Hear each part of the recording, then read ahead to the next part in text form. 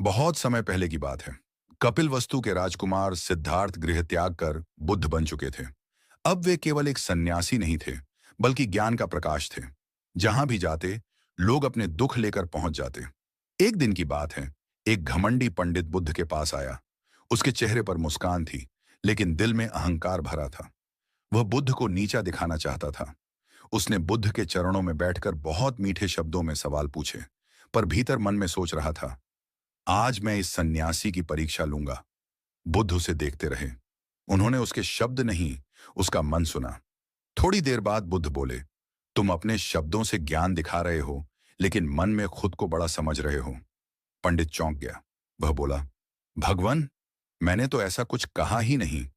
बुद्ध मुस्कुराए, कहा नहीं, पर सोचा जरूर है। मन बोले बिना भी बहुत कुछ कह जाता है। पंडित घबरा गया। उसने फिर मन ही मन सोचा, ये कैसे जान गए?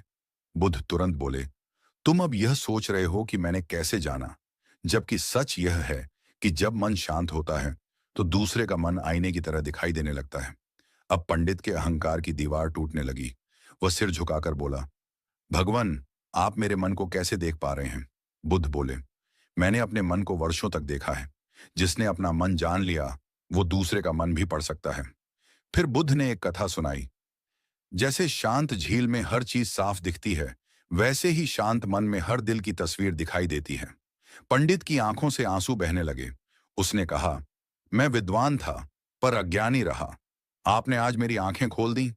बुद्ध बोले, मन पढ़ने की शक्ति कोई जादू नहीं, साधना का फल है।